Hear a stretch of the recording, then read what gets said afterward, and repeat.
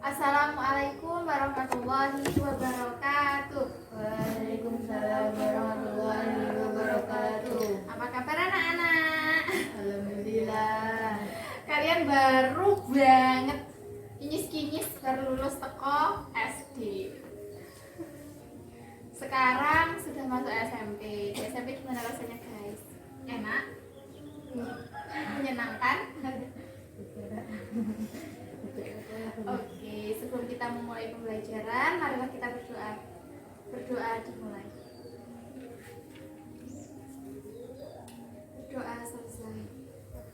Oke, hari ini Bu Devi mau membagikan prioritas dulu teman-teman. Dulu pas SD itu belajar apa aja? Coba kita ujikan ya. Kita mulai ya. Sebelumnya Bu Devi lupa nih, kita absen kehadiran dulu ya. Hai ya. Hadir. Zain, Hadir. Eva, Hadir. oke hadir semua ya. Mari kita mulai. Bu Devi mulai bagikan prioritasnya ya. Prioritasnya Bu Devi share secara online melalui Google Form. Teman-teman langsung diisi ya. Oke, tujuan pembelajaran kita hari ini adalah untuk mengetahui apa yang dimaksud dengan toharoh. Kemudian juga untuk mengetahui apa yang dimaksud dengan najis dan jenis-jenis najis serta cara mensucikannya. Oke, mari kita masuk ke dalam pembelajaran. Hari ini di bab 1 kita akan membahas materi tentang toharoh. Kalian tahu apa itu toharoh? Toharoh artinya bersuci. Yang akan kita bahas hari ini mengenai toharoh ada 3. Yang pertama, macam-macam najis dan cara bersucinya. Yang kedua, macam-macam hadas serta tata cara bersucinya. Dan yang ketiga adalah alat-alat yang bisa digunakan untuk bersuci serta macam-macam air.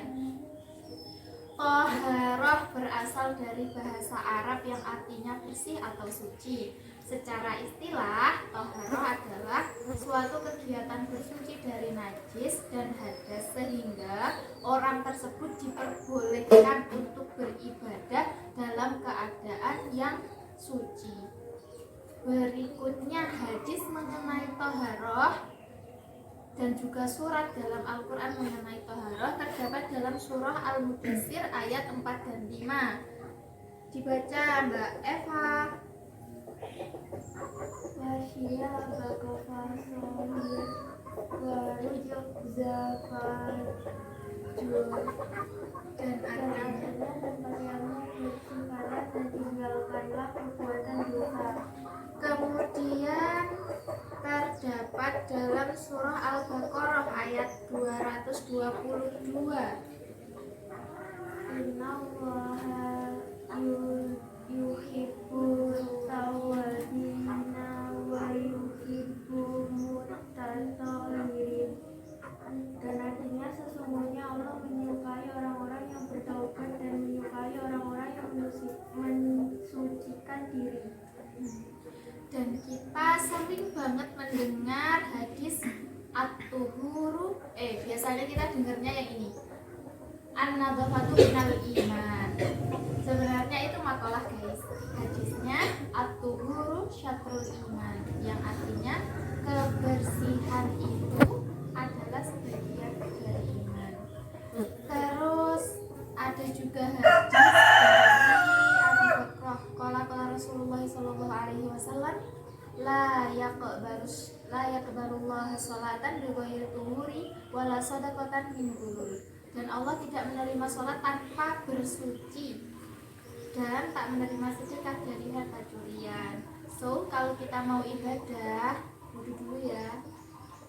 Terus berikutnya kita membahas mengenai najis.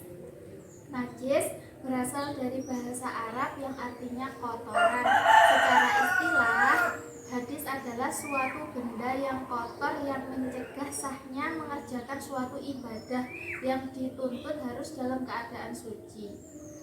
Macam-macam najis ada 3. Apa aja Mbak Zain?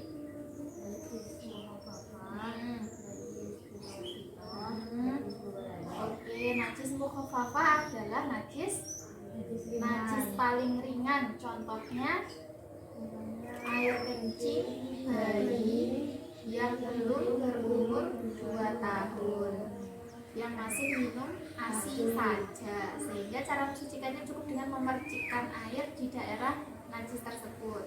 Terus najis yang kedua adalah najis mutawasitoh, najis sedengan, najis pertengahan.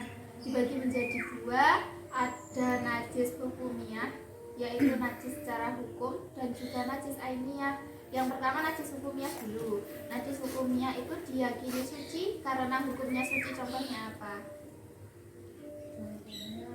Air kencing yang sudah kering. Cara mensucikannya dengan mengguyurkan air di daerah najis itu. Terus yang kedua najis mutawasitoh yang ainiyah. Najis mutawasitoh yang bisa dilihat. Contohnya apa? Telak lencong. Yang bisa dilihat. Cara mensucikannya dengan membersihkan daerah najis tersebut sampai hilang rasa, bau, dan zatnya, warnanya juga. Terus yang terakhir najis paling berat, najis mughaladah. Contohnya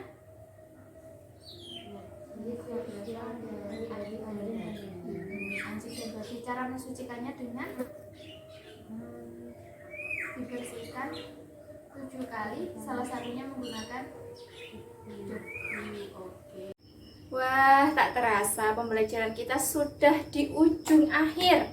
Teman-teman, Bu Devi mau menyampaikan kesimpulan bahwa yang kita pelajari hari ini adalah mengenai najis. Yang pertama najis mukhaffafah atau najis ringan, yang kedua najis mutawassithah atau najis sedang atau pertengahan, yang ketiga adalah najis mughaladah atau najis berat.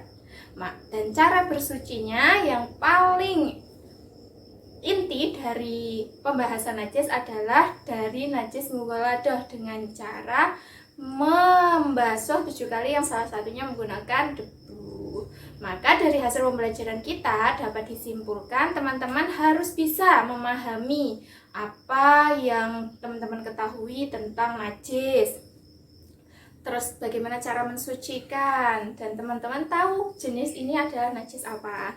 Oke, sekian pembelajaran kita hari ini. Nanti Bu Devi share pretest melalui Google Form kembali. Wassalamualaikum warahmatullahi wabarakatuh. Berikut tata cara bersuci dari najis paling ringan, yakni air kencing bayi berusia kurang dari 2 tahun dan hanya mengkonsumsi ASI ibunya. Maka dengan cara memercikkan air di najis tersebut.